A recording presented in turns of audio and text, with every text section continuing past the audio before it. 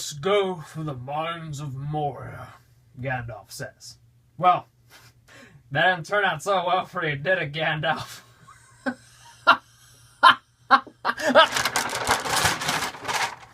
I wasn't doing anything. I was not criticizing Gandalf. I wasn't really! Hello, my wunderbar patients. This is the DrJoeystein, and I'm gonna cut to it real quick. We are doing an ER review for Middle-earth Shadow of Mordor. I've already done a full written review for the game, but I really wanted to do a somewhat short video on it for you, my patients, because it was one of the more surprising games of 2014 and one of the better ones as well. So I wanted to let you all know that as well. So without further ado, here's my ER review for the game. I hope you enjoy it.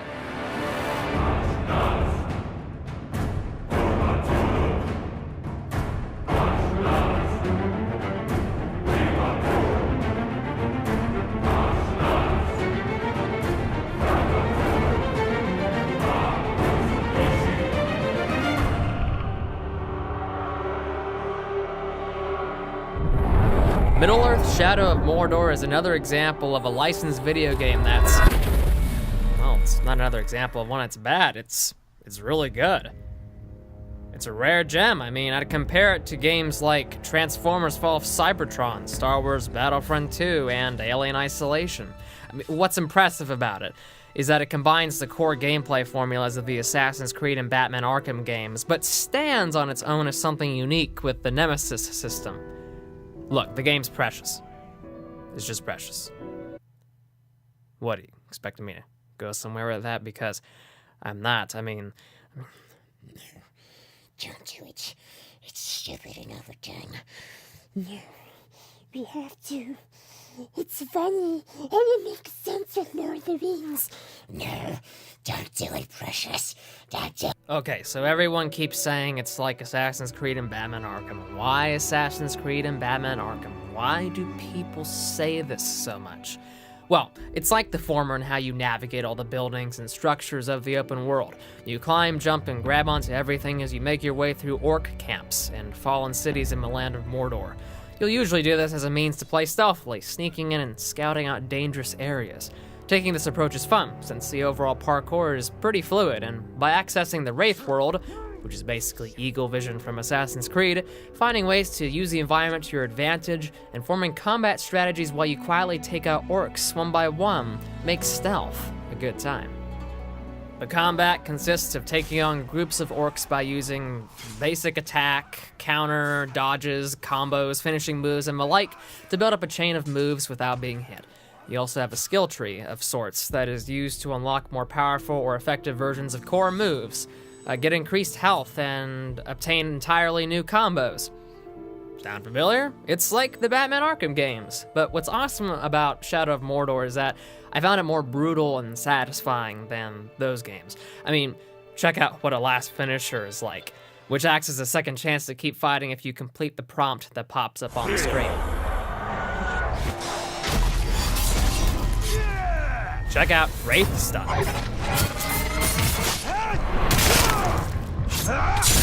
And how about Shadow Strike? That's a fun one. My point is that the game may be heavily inspired, but it's still a lot of fun and different enough to separate itself from the Batman Arkham series. I should also point out that besides like the main story, you'll also have a whole bunch of side quests in the game centered on completing specific challenges with your 3 main weapons. And while these are great distractions that prolong the game's considerable length of about 16-18 hours, they do become a bit repetitive over time, but like I said, they are a nice distraction. What about the Nemesis system? Man, every time I think about it, I'm just like... Honestly, it's one of those things you'd expect to only see from a next generation of consoles. What it does is show orc leaders you should seek to take down, ranging from lowly captains to the powerful war chiefs that indicate their status. And all of them are randomly generated and affected by your actions. Each and every one is related to each other in some way. They all have unique appearances and possess varying pros and cons. They remember what you did to them if they escape and encounter you again in another battle. They can come back from the dead, seemingly, with the scars to prove it. You know, unless you cut off one's head. But really, isn't this all something? It's what you would call emergent gameplay, and it never failed to fascinate me as I played Shadow of Mordor, and even formed a couple of intense rivalries with orcs that got under my skin. It's just, it all adds up and becomes something that really makes Shadow of Mordor worth playing and a personalized experience in a way. So I've mentioned something about, like, wraith powers or something, but you play as a human Gondorian ranger named Talion. Well, what's up with that? Well, the premise for the game is that you and your family are stationed on the fringes of Mordor, keeping watch from the Black Gate with other rangers should Sauron ever return to Middle-earth. He does secretly return eventually, sending his personal captains and an army of orcs to assault your position in a surprise ambush. Unfortunately, Talion is kidnapped in the process and forced to watch his family die before he is murdered as well. However, Talion cannot escape death. A wraith, who was an elf in his previous life, has bound himself to you because you are both restless spirits with unfinished business in Middle-earth.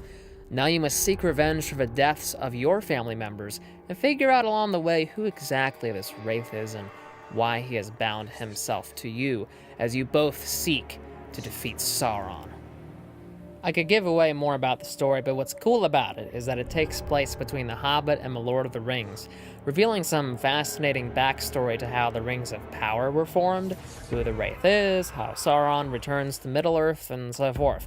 It may not sit well with Tolkien purists, as I've found out, but I enjoyed it quite a bit, and how it provides, again, backstory to the land of Mordor with objects you can find in the open world. You'll see new and classic characters along the way too, including familiar faces like Gollum. The only thing is that the closing acts of the story are pretty lame, both in terms of the boss fights and the cliffhanger ending. None of it really sat right with me. Oh, but let me just say that Mordor looks fantastic. It consists of 2 huge open-world sections, with one looking like, the expected drab, gray, and oppressive environment of Mordor that you've seen in the movies. But the other location, called Nirn, in the southern part of Mordor, it's a beautiful grassland with old ruins and swampy parts and rainy weather located near the ocean. It's breathtaking. Really, it's great to travel to both of these places, and the graphics run in 1080p and 60 frames per second, so the textures are sharp, the weather and lighting look excellent, and the art direction for the game, I'm talking about how the clothing is designed, how the architecture looks, everything like that, is based on the Peter Jackson movies. It all made me stop sometimes and just observe some of the scenery before me. Point is, get ready to share some screenshots with friends, because you can trick them into thinking you're off in New Zealand or something. Well, I mean, a really weird part of New Zealand or something. And just real quick, the audio is wonderful too. The chaotic clattering and clanging that comes with combat. Ooh, that was good. Combined with the grim percussion-driven soundtrack, makes the game more exhilarating and fun to play. Also, Troy Baker's Talion, so I don't need to tell you he's good in that role. The Wraith has an awesome voice too, and the side characters, and particularly Gollum, are great in their roles. Even the orcs have a lot of personality, but other than that, not much else to say here. So, as a whole, how does Shadow of Mordor do? The game stuns as one of the unexpected hits of 2014. It's got the best of both worlds with its gameplay and the impressive Nemesis system. The story is a fun addition to the Tolkien universe, even if it's not canon, with an entertaining cast of characters and a cool story that fills in the gaps to Middle-earth's history. The style and layouts of the environments look just as awesome as they do in the movies, and the audio is satisfactory all around.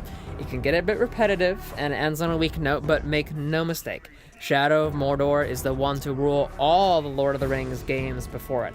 also being one of the best games of 2014. I cannot wait to see what Monolith does with the sequel. It's kind of unnecessary, but still, I cannot wait to see what they do. I give it an 8.5 out of 10.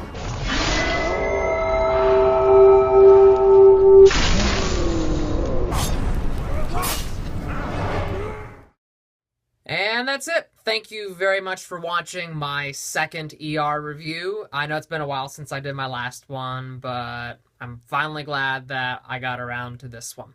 What did you think of Shadow of Mordor? Did you find it as alluring as, say, The One Ring? Or was it like a rotting orc corpse to you?